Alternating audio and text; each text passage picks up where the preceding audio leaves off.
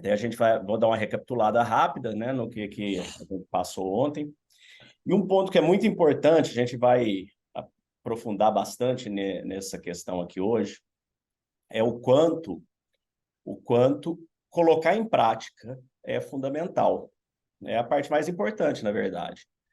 Porque, como disse aquele velhinho de cabelo despenteado que ficava com a língua para fora, conhecido como Einstein, loucura é a gente continuar fazendo as mesmas coisas e esperar um resultado diferente. Então, essa para ele é a definição de loucura. E a gente vive essa loucura, né? A gente entra ano, sai ano, chega ali em dezembro, faz aquele tanto de promessa do próximo ano, faz aquele ano que vem vai ser diferente, vou fazer isso, aquilo outro, e a gente não faz, né? A gente não persegue esses objetivos até o final. Então, o que tem que estar muito claro é que tudo que vocês vão aprender aqui, tudo que a gente vai mergulhar junto, são exercícios e técnicas validadas que funcionam e que vocês têm que acreditar e fazer para vocês realmente conseguirem mudar os hábitos internos, vocês mudarem o seu mindset. A gente vai ver hoje, eu vou mergulhar bastante o quanto que essa programação mental nossa é poderosa, o quanto que a nossa mente tem um potencial gigantesco que a gente não tem ideia, né? Ontem a gente passou uma menina de 15 anos que menstruou, às vezes não sabe nem, é analfabeta, ela sabe produzir o corpo dela, o cérebro dela sabe produzir em 90 dias um feto perfeito. Em mais 90 dias ganha peso e mais 90 liga todos os sensores. Ela não precisa saber nem falar, pode ser completamente analfabeta. Então, a gente vê o poder que o nosso cérebro tem, o poder que o nosso cérebro está mantendo o nosso corpo funcionando a nossa vida inteira, está trocando nossas células, está trocando, fazendo ele funcionar, fazendo a digestão, batendo o coração, o tanto de coisa que ele faz simultâneo. Você está dirigindo, essa hora que você vê um Tesla dirigindo o computador dele, são milhões de funções ativadas ali para um carro autônomo. Ele vê que está chegando outro carro, calcular a velocidade, ver se tem alguém atravessando, ver todas essas coisas.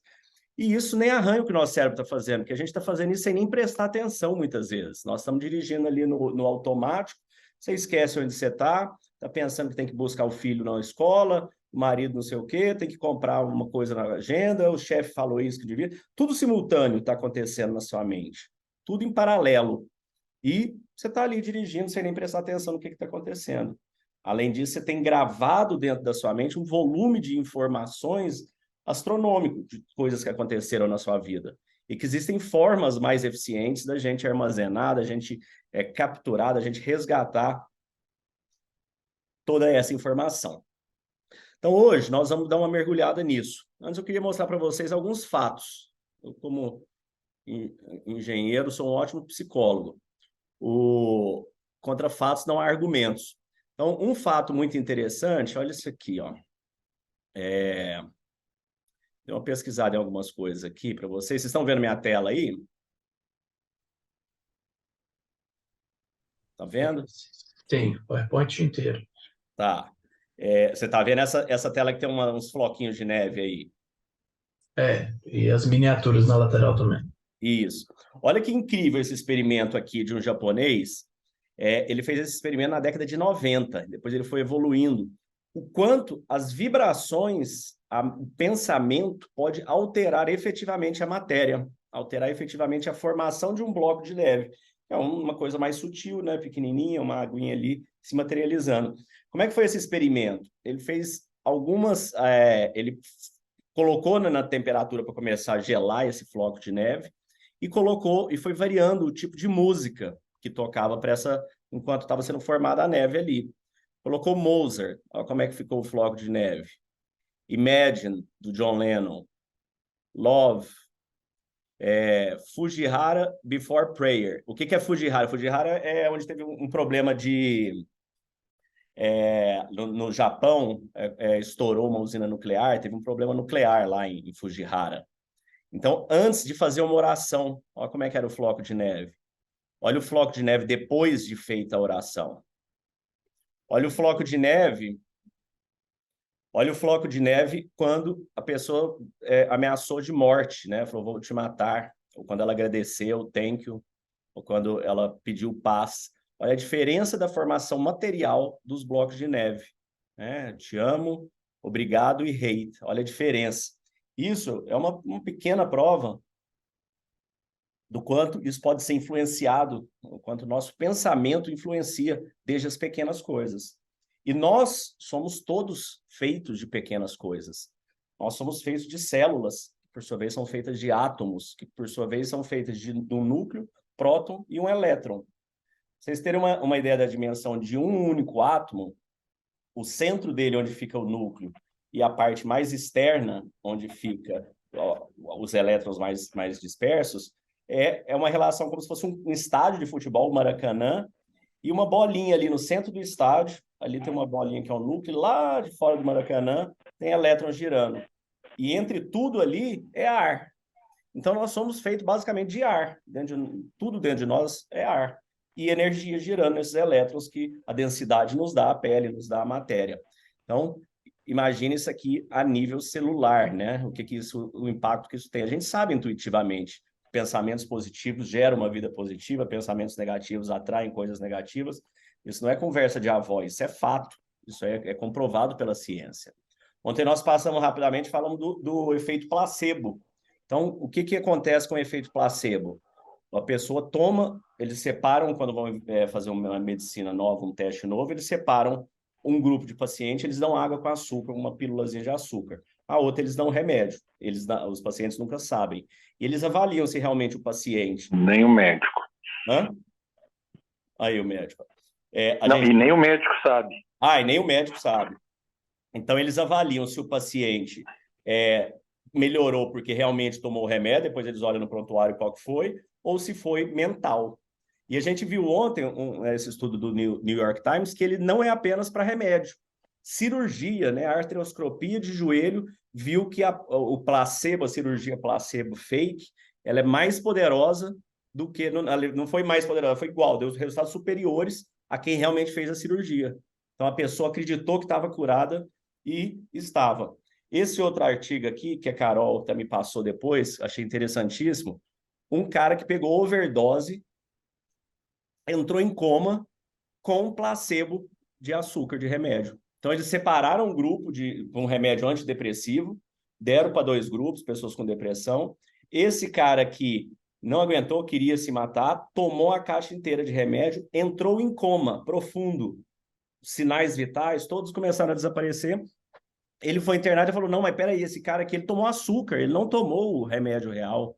Mas como assim? Não tomou. Foram lá, o cara não tinha tomado. Eles tiveram que, através de hipnose, de várias formas, convencer o cara lá que estava lá no coma dele, que não, então, você está em coma, mas você não tomou remédio não, você tomou açúcar, pode voltar. Aos poucos o cara foi voltando, depois de semanas, é um negócio, tem um artigo incrível, uma história assim que você fala, não é possível. Então isso, pessoal, isso está tudo dentro da nossa mente. Esse é o poder da nossa mente. Aí você fala, bom, Léo, legal, eu não trabalho com fazer floco de neve, nem medicina. O que dá para me usar para uma coisa mais útil, né? Eu quero ganhar dinheiro. Ah, legal. Na verdade, gente, esse é um grande erro, né, da humanidade, é um grande erro do ser humano, a gente achar que a gente quer ganhar dinheiro. Porque a gente acha que a gente quer... O que a gente quer, na verdade, que todo ser humano quer, é ser feliz. Todo mundo quer ser feliz. Só que a gente acha que para ser feliz a gente tem que ganhar dinheiro.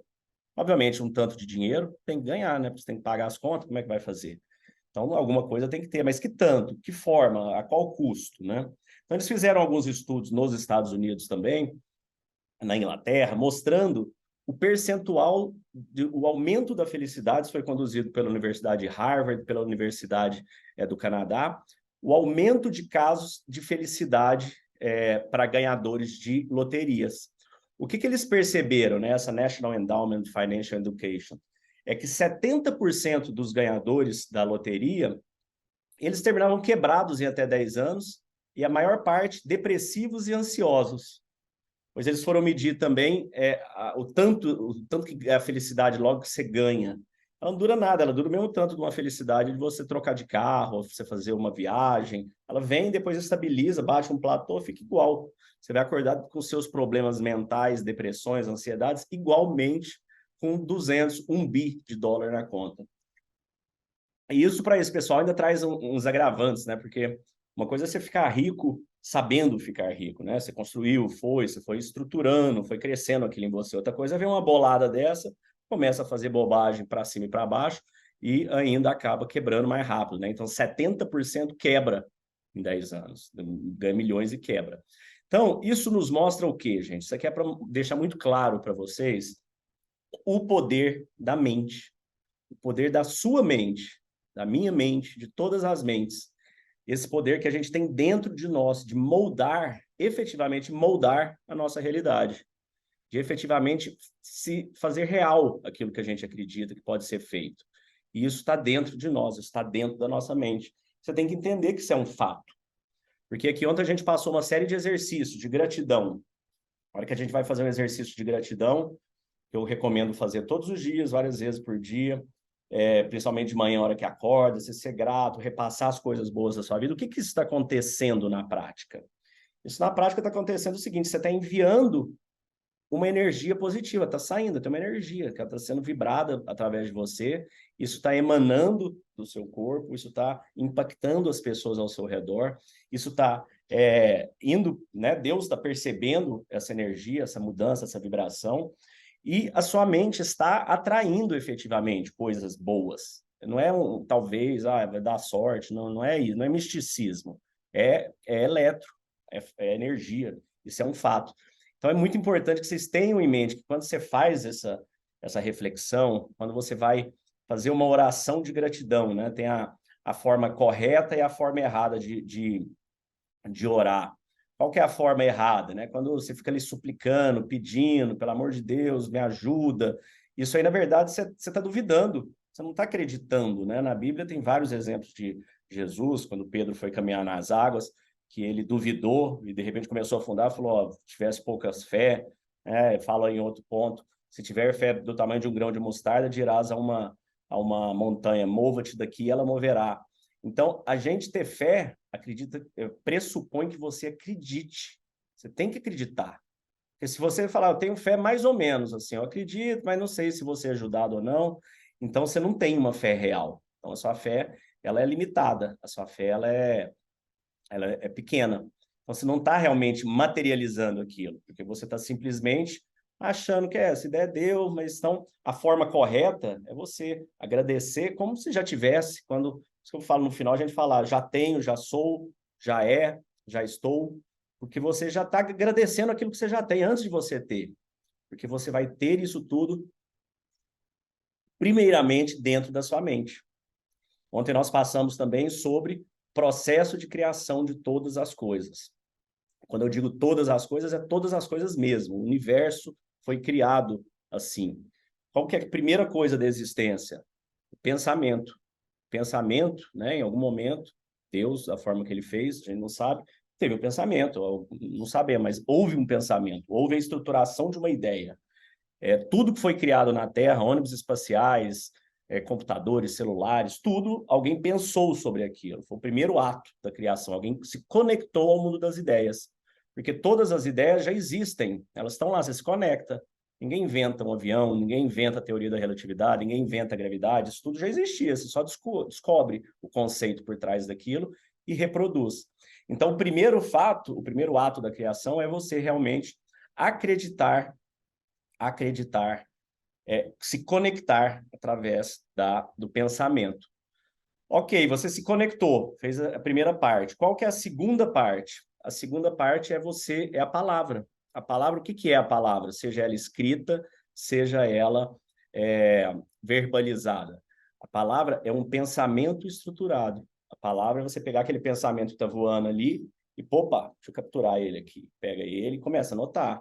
Eu pensei que eu quero fazer uma constelação de satélites, o Elon Musk pensando ali, porque eu quero que essa constelação da internet grátis para o mundo inteiro, que eu vou ganhar mais dinheiro aqui, vou construir um ônibus espacial maior, vou para Marte. Ele está pegando aqueles pensamentos que para nós é uma insanidade, uma loucura, a gente não tem nem coragem de pensar sobre um negócio desse, e está materializando. Ele está transformando aquilo em palavras, a partir dessas palavras, ele está transformando aquilo num plano de ação, num projeto, e o terceiro ato da criação é a ação. Ele está indo lá e agindo em cima daquela questão. Ele está agindo em cima daquele ponto e materializando tudo aquilo.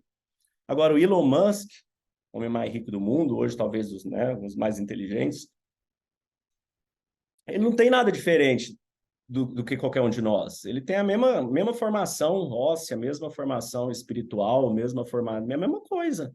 Só que qual que é o grande poder dele? Ele sabe passar por esses três atos, ele sabe controlar o poder criativo da mente dele, ele sabe direcionar a mente dele com foco, ele sabe vencer as dificuldades do dia a dia dele, que a mente dele que a gente não consegue muitas vezes. Ele tem esse poder sobre a própria mente. E agora a mente de vocês, eu repito, assim como a mente dele, ela é extremamente poderosa.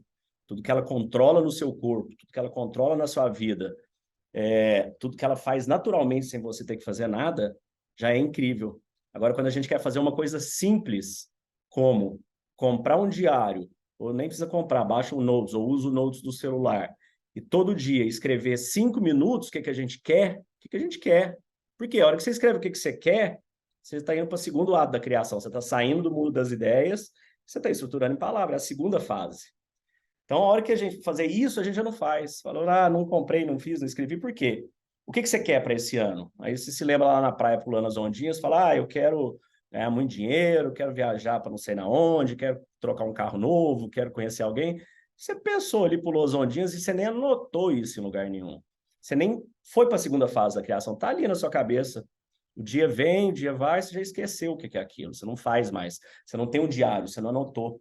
A hora que você anota, gente, você está um passo à frente já. Está anotado, está materializado em palavras, está verbalizado. Você sabe passar isso para alguém.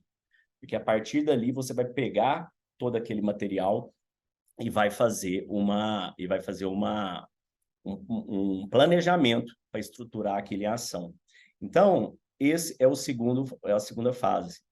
Falo, conhecimento, tudo que nós vamos passar esses 5 dias aqui mergulhados, aí 1 hora por dia, o que é muito pouco, o ideal era a gente passar uma manhã inteira aí, vários dias, fazendo, refletindo, mas não importa, porque mesmo que a gente fique só 1 hora por dia, mesmo que a gente fique 10 horas por dia durante um mês, se você não colocar em prática, se você não fizer os exercícios, de nada adianta. A teoria vale 10, a teoria vale 1, você colocar ela em prática uma vez vale 100, você transformar isso em um hábito vale 1000, você transformar esse hábito e compartilhar isso com outras pessoas e transbordar isso, vale infinitas vezes quantas pessoas você impactou. Então, gente, tenham em mente, onde eu passei os exercícios, façam, se deem essa chance. Não é para mim essa chance, eu estou tocando minha vida aqui. Estou querendo passar, eu estou querendo fazer a minha parte do multiplicou por mais pessoas, vale infinito, é o máximo que eu consigo. Agora, se você não quiser a mudança dentro de você, se você não quiser a mudança dentro da sua vida, da sua alma, da sua mente, você não vai ter, porque você não quer. Você não está fazendo nem o básico que você precisa. Pega a agenda, anota, faz os exercícios, você vai sentir isso. Dá um mês para falar, um mês eu vou fazer isso exatamente igual está sendo sugerido. Então, esse é o que eu gostaria de sugerir para vocês, fazerem esses exercícios.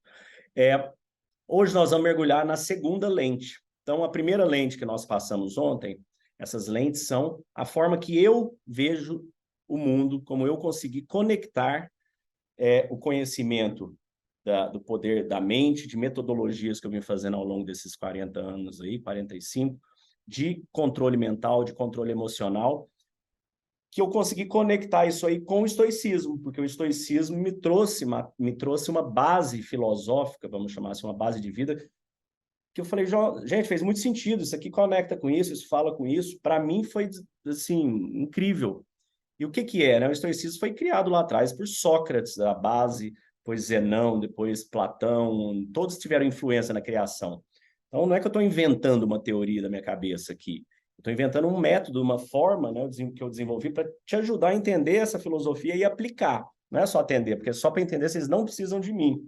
Vocês podem simplesmente comprar meditações, o Enchiridion de Epiteto, as cartas de Sêneca, não precisa nem comprar, baixa na internet, é gratuito, inclusive, porque né, já tem 2000 e tantos anos. Então, vocês pegam e lê, tá lá. Aliás, eu recomendo que vocês façam isso, de qualquer maneira. Mas aqui eu estou trazendo um método, um processo, se você pegar aquele conhecimento, aplicar ele nessa sequência, nessa etapa, você vai ter sucesso em realmente mudar a sua mente, mudar a sua realidade, mudar a sua vida. Então, por isso que eu estou chamando agora o chamado estoico, né?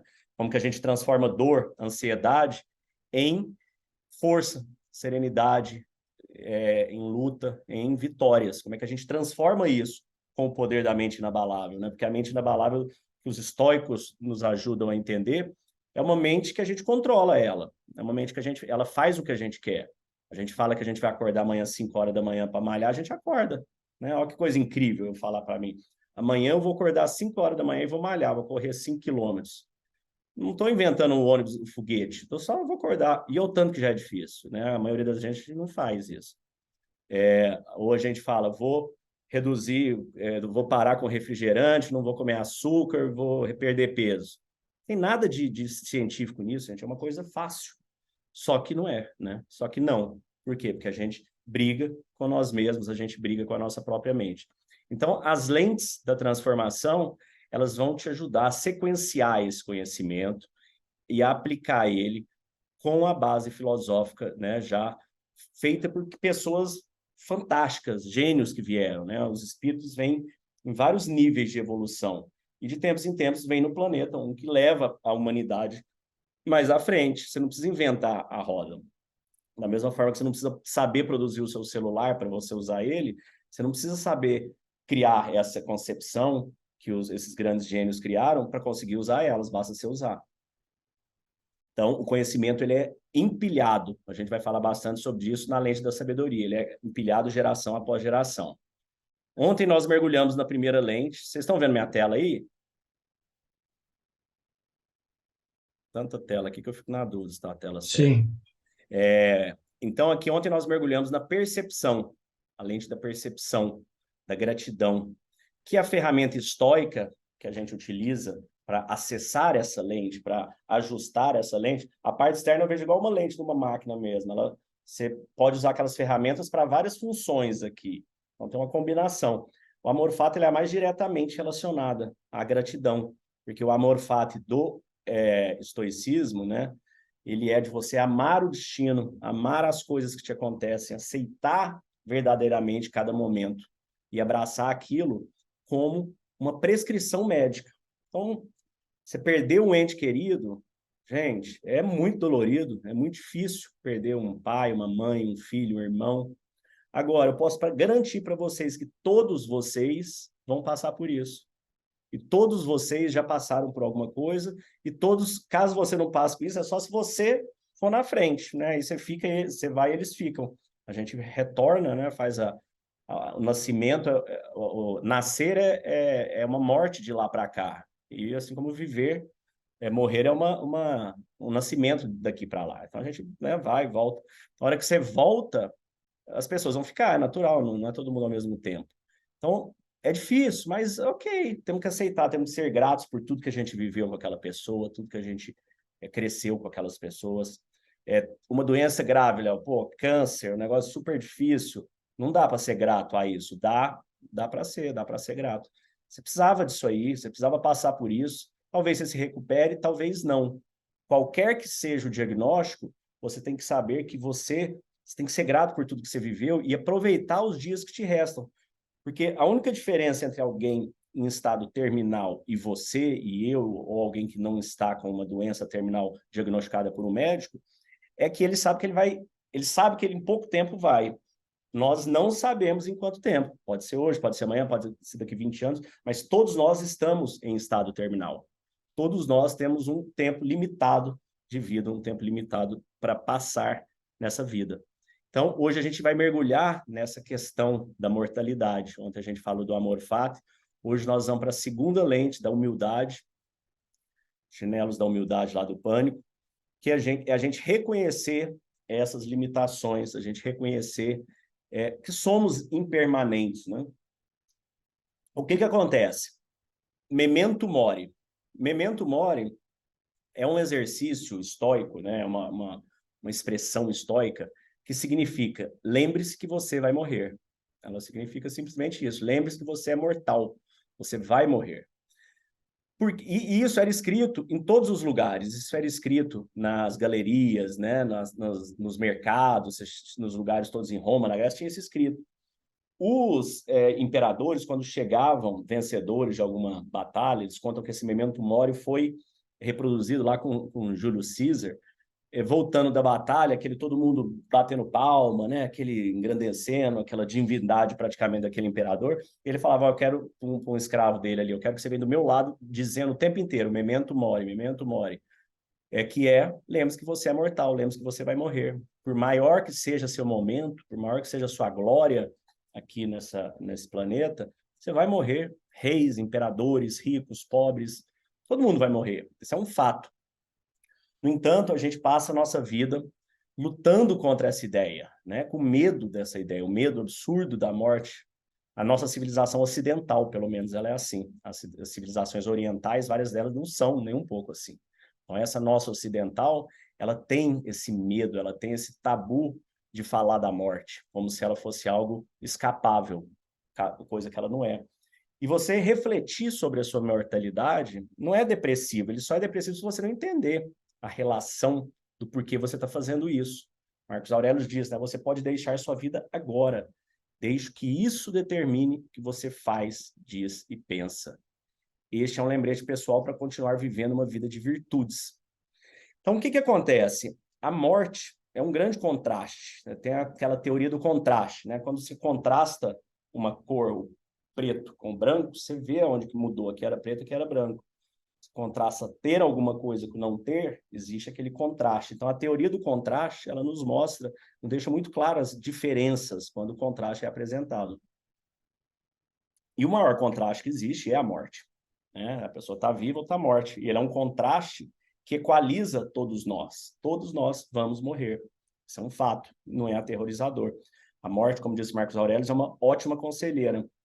Porque quando você olha para ela, você olha para essa obviedade, o que você percebe?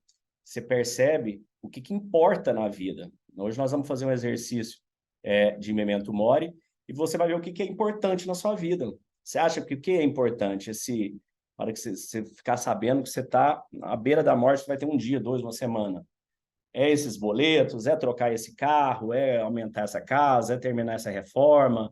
O que? Isso é importante? Você vai ver que não é. Você vai ver que o que importa quando você olha para esse contraste, inclusive de uma pesquisa feita em Harvard, de doentes terminais, que eles olharam esses doentes terminais e perceberam que a grande maioria deles, 80%, 90%, que tinham algum problema mental no final das suas vidas, Alzheimer, demência, né, que a mente estava escapando, a pessoa estava perdendo o controle sobre a mente, foram pessoas que passaram sua vida de forma muito materialista, focadas apenas nas questões materiais. Porque a hora que ela chega e ela encara a inevitabilidade da passagem, do retorno, ela fala, gente, eu perdi minha vida inteira focado em ganhar dinheiro, só juntar dinheiro, e aí? O que eu fiz de bom? Eu me vendi meus princípios, eu assumi um cargo público e roubei dinheiro de uma nação, eu roubei isso, eu sacaneei não sei o quê. Isso é o que você leva, porque isso é o que você é. O que somos são nossos princípios, são nossos valores. Isso é o que somos. O que temos e o que fazemos não importa, isso é passageiro, isso é pueril, isso desaparece. Então, a gente tem que pensar no que somos, pensar nos nossos valores. E quais são os principais valores de acordo com o estoicismo? Foram valores definidos, né, assim, explicados por Sócrates, primeiramente, né? É o summum bonum, a gente vai falar mais a fundo, mas eles são. O primeiro é o valor da justiça. Você ser uma... Primeiro não, vou até começar pelo... Eu começo geralmente pela coragem, porque a justiça é o maior de todos. Primeiro é você ter coragem. É uma das nossas lentes. A coragem, ela te permite viver, ela te permite dar um passo, ela te permite experimentar, conhecer novas pessoas, ter um filho, se casar, trabalhar, quebrar, trabalhar mais, fazer. Isso é coragem. Isso é a gente ter energia para fazer as coisas. Depois, a segunda grande virtude é a virtude da temperança. Temperança, sua avó já te dizia, virtude está no meio, e a virtude está no meio. Nem muito, nem pouco, nem quente, nem frio. O morno, aquele, né, não morno naquela forma que o pessoal fala, o morno desprezível, né, não posicionado. O morno com coragem, né, mas não sair dos excessos em tudo. Depois tem a sabedoria, aquela oração da sabedoria. Senhor, me dê força para mudar as coisas que posso. Aceitação e resignação para aceitar as que não posso. E sabedoria para distinguir as duas. Ela traz 3 dessas virtudes. É exatamente a gente saber. A sabedoria é uma das lentes, é a quinta. A gente vai falar dela no sábado. E a gente vai ver, ela é empilhada. Você tem a capacidade. Hoje, mais do que qualquer civilização anterior a nós temos a capacidade ao acesso à informação, ao conhecimento infinito. Infinito. Vocês acham que Sócrates, Platão, Aristóteles, algum desses grandes tinham esse volume de informação que vocês têm no seu celular aí? Ninguém tinha. O que você tem no celular hoje tem mais capacidade do que a NASA inteira tinha quando colocou o ônibus espacial na Lua. Então, nós somos muito privilegiados de vivermos nesse momento da informação, onde eu estou aqui em Uberlândia, no meu escritório. Cada um de vocês aí está sentado em algum lugar do país, alguns até fora do país, a Carol está da Espanha, simultaneamente falando, nos interagindo. Isso é divino, né? Eu estou falando aqui, uma pessoa está me escutando na Espanha, nos Estados Unidos, através do quê? Através da energia. Está entrando aqui para o microfone, vai, é modulado, entra aqui, entra na fibra, vai, chega lá na Espanha, volta, ela responde. Isso é energia, gente, isso é tudo energia, só não entende isso quem não quer entender, porque é energia. Então, o Memento Mori, ele é sobre isso, sobre a gente entender sobre a nossa mortalidade, sobre a gente entender que o que morre não somos nós. Tem uma história de Parmênides, que é um grande filósofo, que ela é muito interessante. Parmênides foi um grande filósofo da época de Sócrates também, e que ele era chamado de louco, tal, porque ele falava que a morte não existia. E diz que ele chegou um dia, estavam uns jovens ali, né, num velório. Ele falou: o que vocês estão fazendo aí? Aí os jovens falaram: velório, o fulano morreu. Ele falou: mas que morreu, gente? Eu já falei para vocês, não existe a morte. Ah, é o louco ali do Parmênides. Então tá, então vamos conversar aqui para a gente ver se realmente existe a morte ou não. Vamos lá. Começaram a discutir, falou: vamos dividir em três partes aqui, o que somos, né? De um lado a gente tem o espírito, de outro lado a gente tem a matéria, e do outro lado a gente tem a forma. As 3 coisas que formam alguma coisa, né? O espírito, por definição do espírito, acredite você ou não que existe um espírito, mas pela definição, quando ele existe, e ele existe, ele é imortal. Então, o espírito não morre. O espírito, ele permanece. Ok, a matéria morre? Né? Lavoisier definiu aquela lei. Na natureza, nada se perde, nada se cria, tudo se transforma. Já falei daquele documentário da mudança da energia, que é incrível também. Então, a matéria não morre, não. E a forma morre? Não. Dá para você matar um triângulo, matar um quadrado, matar um círculo, ou matar um círculo. Não tem, você vai quebrar aquele círculo e vai voltar. Ele existe ali no mundo das ideias. Você não tem como matar uma forma. Então, o que acontece? O que morre, na verdade? O que morre é a identificação. O que existe? Existe um casamento temporário entre forma, espírito e matéria. E durante essa temporalidade ali, causal, existe esse casamento. E a sua consciência, quando ela se apega, quando ela se identifica com aquilo ali, e aquilo é modificado, ela tagueia isso, né? Existiu a morte. Então, a gente chama isso de morte. Mas não houve nada além de dispersão, né, da inconsciência naquela forma. Então, assim que muitas civilizações encaravam a morte, né? Encaravam a passagem. Os budistas, né, dizem, tem o Bardo Todol. Bardo Todol é um livro da morte que eles leem para os monges antes de morrer. Eles ficam 49 dias lendo e tudo, e dizendo que o homem, né, o ideal da vida é se o homem guardasse dela apenas o que ela lhe ensinou e jogasse fora o quanto aquilo lhe custou.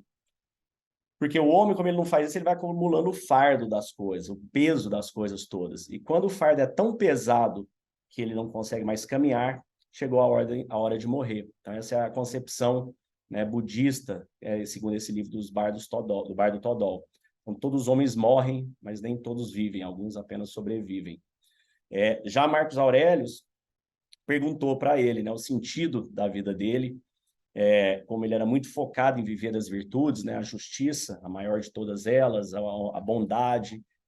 E os senadores perguntaram para ele, Marcos, você fica tão focado em viver das virtudes, né? Você imagina alguém tendo essa conversa lá em Brasília, né? A pessoa, às vezes, não vai nem saber o que significa essa palavra. Fala, mas você está tão focado em viver das virtudes, por que que você... Você já parou para pensar que pode ser que não exista nada depois da vida? Ele falou, ó, né, o estoico ele tem um lado racional extremamente forte. Ele disse, ó, tem duas possibilidades, pode existir e pode não existir. Caso exista, eu quero viver das minhas virtudes, porque elas são o que sou. Eu vou levá-las comigo, eu vou estar com a minha alma intacta, evoluída, eu vou ter cumprido o meu propósito de evolução aqui, vou levar minhas virtudes comigo, o bem que eu fiz às outras pessoas, o que eu ajudei outras pessoas, né? A nossa vida não é sobre nós, mas sobre as pessoas que tocamos. Agora, pode existir também de não ter nada. E caso não tenha nada, mais uma vez, essa vai ser minha única oportunidade de viver e morrer pelas minhas virtudes. Então, eu quero também tê-las comigo. Eu não quero ser uma pessoa, né, ser um escroto, não quero, eu quero viver disso aí. Então, a gente pega, né, de conceitos de definição de felicidade. A felicidade tem uma definição de Epiteto, que eu acho ela linda, que ela diz o seguinte, a felicidade, ela é um verbo. Deixa eu ver. A felicidade, ela é um verbo. Ela é o ato constante e variado e persistente de boas ações. Então, o que isso quer dizer? Você fala, mas felicidade é um substantivo. Sim, mas você já viu que alguém chega numa felicidade? A felicidade é algo contínuo. A felicidade não é algo que você chega, oh, então eu sou feliz, pronto, acabou, sou feliz, vamos guardar aqui, agora tá... Não, ela é um ato contínuo, ela é um verbo, ela deveria ser definida como um verbo, né? Felicitando, sei lá, alguma coisa assim. Então, o Immanuel Kant, também outro filósofo, que diz, né, enquanto o homem busca a felicidade como fim, não é a humana que ele encontra. Já quando ele busca os valores como fim, como subproduto, ele encontra a felicidade humana. Ou seja, quando você exercita suas virtudes, quando você faz caridade, quando você ajuda outras pessoas. Gente, isso para mim era super difícil de entender, tá? Eu era extremamente bem materialista, bem guided aí para trabalho, né? Quem me conhece bem sabe disso, bem focado nisso. Essa questão da caridade, de ajudar e tudo, parecia um negócio meio quase uma obrigação, né, assim, para mim. Ah, já que você tem, ajuda, sacanagem, o outro não tem e tal. Depois você percebe que é tudo conectado, gente. Você percebe que é tudo uma coisa só. Nós estamos aqui para experienciar essa vida e é só sobre isso. Todo o resto é distração, todo o resto é perda de tempo. E a gente vê, só que a gente acha que eu primeiro eu vou ganhar dinheiro, primeiro eu vou ficar rico, depois eu vejo isso. Ou seja, primeiro eu quero ser um bom profissional, depois eu quero ser um bom humano. Depois eu quero ser uma boa pessoa, nessa ordem invertida. Só que o problema é que a gente não sabe quanto tempo a gente tem para fazer a segunda etapa. E quando você terminar a primeira achando que ela é que vai te trazer felicidade, você vai descobrir que não é. E eu te garanto que não vai. Porque se fosse assim, todos os grandes artistas aí que você já viu, né? Elvis Presley, quem não assistiu o filme dele, assista. Elton John, Marilyn Monroe, Kurt Cobain, tantos, né, milionários famosos tinham tudo, e por que eles se mataram com droga, com bebida, com depressão, com remédio? Porque eles chegaram lá no topo e falaram, gente, estou aqui no topo, não tem onde ir mais acima que isso aqui, eu tenho o tanto de dinheiro que eu quero, o tanto de sexo que eu quero, o tanto de droga, tem tudo, fama, seguidores, like, tem tudo. E aí? Aí chega lá, né, o Justin Bieber, chega lá, depressão profunda, porque ele só está olhando para fora, ele não está olhando para dentro, e ele não vai encontrar nada fora. Tudo que é fora é pueril, passa. Jesus falou várias vezes, não acumule riquezas e dinheiro onde o ouro corrói e os ladrões roubam, mas no reino de Deus, no reino do céu, ou seja, dentro de você, das suas virtudes, da sua energia. A gente vai mergulhar agora, antes disso, vou mostrar para vocês, ali atrás tem um quadro, ó. Deixa eu pegar aí. Esse quadro aqui, depois eu vou mandar fazer aqui pela meditação estoica e vou dar de presente para todo mundo. Ele é super interessante. Aqui, ele chama quadro Memento Mori, lembre-se da morte, né? Aqui tem uma frase, ó, de Sêneca, não temos exatamente uma vida curta, mas desperdiçamos uma grande parte dela. A vida, se bem empregada, é suficientemente longa e nos foi dada com muita generosidade para a realização de importantes tarefas. Ao contrário, desperdiçada no luxo e na indiferença, se nenhuma obra é concretizada. Por fim, se não respeita nenhum valor, não realizamos aquilo que deveríamos realizar. Sentimos que ela realmente se esvai. Desse modo, não temos uma vida breve, mas fazemos com que ela seja assim. Sêneca, né, um dos grandes filósofos estoicos. Isso aqui é o seguinte, ó. Cada linha dessa tem 52 pontos. Cada ponto é uma semana do seu ano. Então, aqui uma pessoa com 1 ano chegou até aqui. Uma pessoa com 5 anos, então cada bloco desse maior são 10 anos. 10, 20, 30, 45 e meio. Isso aqui sou eu, ó. Eu estou aqui nesse ponto. Tem mais essas bolinhas aqui para a expectativa de vida média humana de 80 anos. Tem um outro que chega em 90, 100, ok, mas a média é isso aqui, 80 atual. Então, eu já passei aqui, né? Já cruzei o cabo aqui, ó. Isso aqui já é bônus da metade para que já a descida do tobogã. Então, isso aqui vai te deixando de forma muito clara. A hora que você vai de 60 anos, 70 anos, 75, você vai vendo o que você já viveu e o que em tese ainda falta. Isso te materializa de forma muito bonita, né? Alguns podem achar depressivo, mas eu acho muito bonita, de forma muito clara, essa questão, o que a gente viveu, o que a gente falta viver. E a hora que você toda semana vai ali, faz uma bolinha, você valoriza aquilo que você viveu naquela semana, você se prepara para que a próxima bolinha que você faça, ela seja uma bolinha muito bem vivida, que tenha valido a pena ser vivida. Então, vamos fazer um exercício agora. Nós vamos fazer mais uma viagem mental, uma reflexão. Então, eu peço que cada um de vocês sentem-se numa posição confortável. Eu vou pôr uma musiquinha aqui. A música relaxante, ela ajuda a elevar a energia, nos ajuda a conectar. Então, eu sempre recomendo vocês a fazerem. E eu vou fazer meio que um misto, né? A gente vai primeiro vamos dar nos sentir um pouco, nos conectar conosco um pouco. Quando a gente vai fazer, né, no processo da criação, que você se conecta com o mundo das ideias, o que é importante a gente ter em mente? Que nós não somos a nossa mente. Eu falei sobre isso ontem. Nós não somos a nossa mente. A sua mente é uma máquina muito potente que você tem aí, que você nem sabe as coisas que ela faz. Você é uma alma que está tentando controlar ela. Se veja como uma pessoa que assumiu um carro de Fórmula 1 e não sabe pilotar. Você está ali com aquele carro super potente, rodando nas curvas. Então, o que a gente vai fazer com a meditação? A gente vai dar uma pausada nela. Pausa essa Ferrari aqui. Segura ela, respira e observa. Então, você vai observar a sua mente. Você vai aprender a observar os seus pensamentos como algo que não é seu, que é da sua mente. Ele está ali, você vai ficar olhando para ele. Aí você vai silenciar ele, vai falar, ó, não quero ver nada, eu vou pensar só aqui na respiração. E vai deixando silenciar. Aí vão vir os pensamentos, você não precisa ficar com raiva. Aí você fala, não, eu não quero pensamento agora, some. Vai. E você vai fazendo isso. À medida que você vai pegando essa prática, eles vão vindo menos, você vai ficando mais tempo em silêncio. E quando você está em silêncio, você está conectado com a sua alma. É no momento que você vai ter mais inspiração, no momento que você vai ter mais acesso à energia da criação, a Deus e a você. Então é isso que nós vamos fazer.